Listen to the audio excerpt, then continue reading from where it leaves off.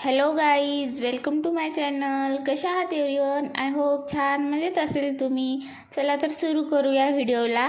आणि हा ब्लॉग 2 दिवसाचा आहे, भीम जयंतीच्या तयारीपासून ते सेलिब्रेशनपर्यंत.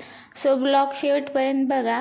तर माझी भीम जयंतीची तयारी पण बाकीच आहे आणि घराची क्लिनिंग शॉपिंग पण राहिलेलीच आहे. आणि आणखीन माझं काही डिसाईड झालेलं नाही की काय घ्यायचं, ड्रेस घ्यायचा की साडी. पण आज शॉपिंगला जायचं आहे, तर बघूया आता काय घेते ते. तर नाश्ता करून घेतला आणि थोडीशी डीप क्लिनिंग करायची आहे. तर सकाळचा स्वयंपाक नाही बनवला, कारण झोपेतून उठायलाच 9 वाजले होते, थोडा उशीर झाला होता त्यामुळे. चला तर असो. तर भीम जयंती उद्या आहे, म्हणजे आज जाग आला मला घराची क्लिनिंग करायला. कारण यावेळेस झालंच नाही. मध्येच नीतूची तब्येत खराब झाली म्हणून इकडे तिकडे धावपळ चालू होती आणि राहूनच गेली कामे. तर इथे बेडशीट वगैरे चेंज करून घेतली आणि कर्टन्स पण काढून भिजत घातले, म्हणजे बाकीची क्लिनिंग होईपर्यंत चांगले भिजतात, धुताना इझी जाते. नंतर आर्टिफिशियल फ्लावर्स धुवून क्लीन केले आणि जाळ्या काढून घेतल्या.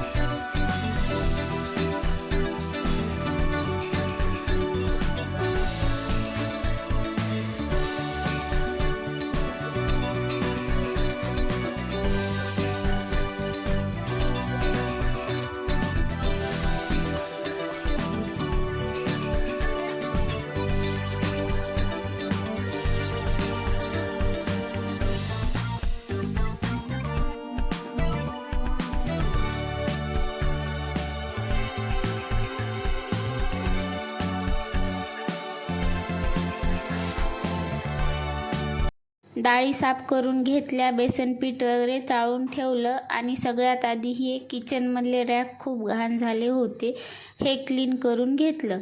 आणि रॅकमधले पूर्ण डब्बे सामान काढून ठेवलं. नंतर पूर्ण डब्बे घासून घेतले आणि उन्हामध्ये ठेवून दिले सुकायला. आणि ही चिमणी किती छान बसली होती इथे बघा. नंतर पूर्ण डाळी साफ करून घेतलेल्या उन्हामध्ये ठेवून दिल्या आणि कर्टन्स वगैरे धुवून घेतले आणि उन्हामध्ये सुकायला टाकले. नंतर बघा हे काय झालं, एक करायला गेलं की दुसरंच काहीतरी होते. तर हा ग्लासचा जग होता आणि इथे ठेवला होता भांड्यामध्ये या साईडला, ते पडला आणि फुटून गेला. तर एवढं वाईट वाटलं ना. एकच जग होता हा माझ्याकडं वापरायला किचनमध्ये, ते पण फुटून गेला. आता काय करायचं. तर नंतर किचन ओटावर काच वगैरे झाले होते, ते उचलून घेतले आणि फ्रेश झाले. आणि एवढी जास्त भूक लागली होती एवढी सगळी कामे करून, तर गरम गरम खिचडी बनवली आणि खाल्ली. नंतर माझी तर पूर्ण जयंतीची क्लिनिंग झाली. पूर्ण म्हणजे एका दिवसात काय पूर्ण होणार आहे. तर किचनमधली तेवढी पूर्ण झाली माझी क्लिनिंग. आणि तुमची पण क्लिनिंग झाली जयंतीची का राहिली मला कमेंटमध्ये नक्की सांगा. आणि आता रेडी झाले आणि शॉपिंगसाठी जायचं होतं. तर इथे आलो आणि बाजारात खूप जास्त गर्दी होती. सगळीकडे भीम जयंतीचा उत्सव दिसत होता आणि मार्केटमध्ये तर डेकोरेशनचे सामान पण खूप आलं होतं. आणि व्हाईट कपडे, ड्रेस मुलींचे खूप जास्त आले होते. तर मला नाईट पॅन्टी घ्यायच्या होत्या, घेतल्या आणि तिथून निघालो. आणि नंतर आलो साडीच्या शॉपमध्ये आणि इथे काय तेवढी गर्दी नव्हती जास्त. तर साडी घ्यायची होती मला इथे. तर बघितल्या खूप साऱ्या साड्या, पण काही आवडल्या नाही.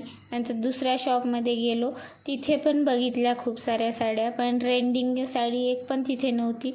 सगळे असे ओल्ड पॅटर्न दाखवू लागले, त्याच्यामुळं नाही घेतले. 3-4 शॉप फिरलो आम्ही साडीसाठी आणि एका पण शॉपमध्ये दाखवल्या आवडायसारख्या साड्या नव्हत्या. आणि आम्ही पण लेट आलो शॉपिंगसाठी, कारण उद्या जयंती आहे आणि आज आलो आम्ही 13 तारखेला. त्यामुळे जुना स्टॉक होता तिथे पूर्ण. तर साडी नाही घ्यायची, कॅन्सल केली कारण आवडत नव्हत्या. आणि एक साडी आहे तशी माझ्याकडे घरी जयंतीसाठी घालायला आणि त्याचं ब्लाऊज पण स्टिच केलेलं आहे. तर आता ऑनलाईन बघते ड्रेस वगैरे मी नंतर आलो इथे सेलमध्ये. आणि इथे सेल आमच्या इकडे असे सेल चालूच राहतात. मागे पण एक आलं होतं आणि आता पण आहे ते, आणि हे नवीन आलेलं आहे आता इथे. तर आम्ही इथे आलो कारण इथे खूप सारं सामान आहे, ते पण कमी प्राईजमध्ये. 10 ते 100 रुपयापर्यंत पूर्ण घरातलं किचनमधलं पूर्ण सामान आहे इथे, छोटं. आणि मी पण घेतलं तिथलं सामान बरंच काही. आणि नंतर निघालो. नीतूची शॉपिंग पण बाकी होती, तर तिथे निघालो.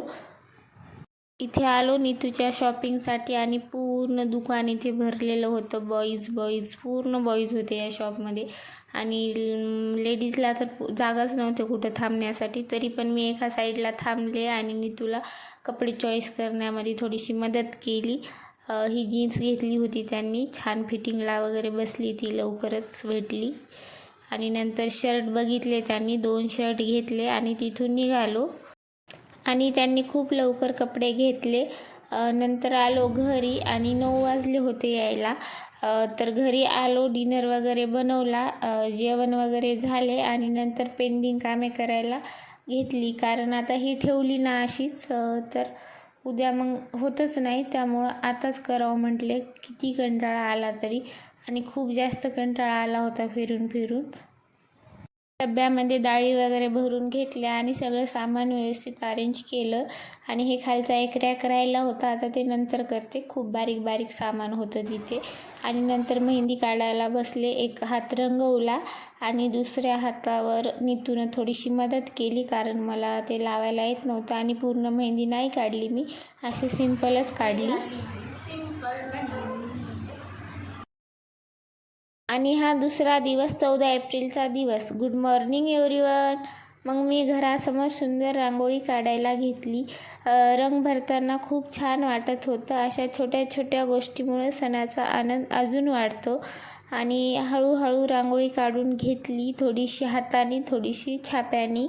आणि खूप छान वाटत होतं रांगोळी काढून झाल्यावर घरासमोर. एकदम सुंदर दिसत होती रांगोळी. नंतर ब्रेकफास्ट वगैरे केला, रेडी झालो आणि मग बाबासाहेबांच्या दर्शनासाठी जायचं होतं. तर आता सकाळीच दर्शन घेणं होते, कारण रात्री खूप जास्त पब्लिक असते आणि गर्दी पण असते, त्यामुळं जाणं पण होत नाही. म्हणून आम्ही सकाळी लवकरच निघालो आणि आलो इथे. आता बाबासाहेबांचा पुतळा खूप सुंदर सजवलेला होता. दर्शन घेतलं आणि मनाला खूप समाधान वाटलं. आणि आम्हाला वर जाऊन काय दर्शन घ्यायला भेटलं नाही, कारण गर्दी तर खूप होती. तर खालून का होईना पण दर्शन भेटलं. आणि आता हे बघा इथे गर्दी हरवलेलं आहे, त्यांनी जिथून माणसं उतरले त्या ठिकाणी याची कृपा करावी.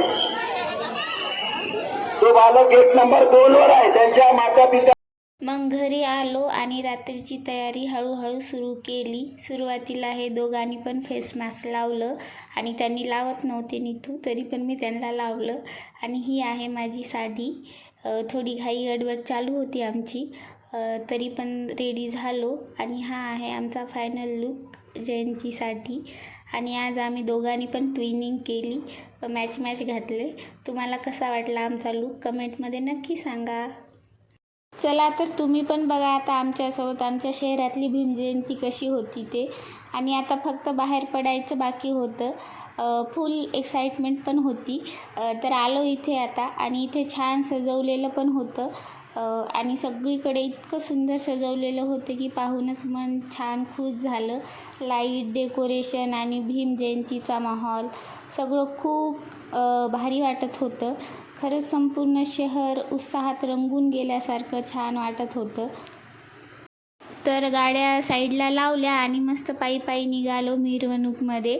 आणि DJ वगैरे पण चालू झाले होते आणि खूप जागी अन्नदान वाटप पण चालू होतं. सो मग सुरू झाला full on fun, music, dance आणि सगळ्यांचा डान्स फुल एनर्जीसोबत पाहून खूप मजा आली. नंतर एवढी जास्त पब्लिक होती, खूप जास्त पब्लिक, आणि हे जल्लोष पाहून खूप भारी वाटत होतं. नंतर आम्ही पण थोडासा डान्स वगैरे केला.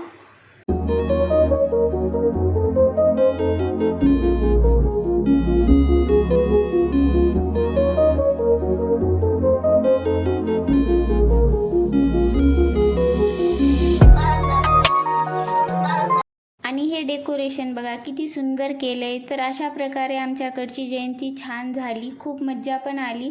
आणि ही 135वी भीम जयंती आहे. तर लोकांची तयारी 2 महिने अगोदरच सुरू होते. म्हणजे किती उत्साह आणि आनंद असतो भीम जयंतीसाठी. तर माझ्याकडून सर्वांना भीम जयंतीच्या हार्दिक हार्दिक शुभेच्छा. मग निघालो घरी. 10:30 वाजले होते आणि खूप थकलो होतो. तर असा होता माझा भीम जयंतीचा ब्लॉग. तुम्हाला कसा वाटला कमेंट करून नक्की सांगा.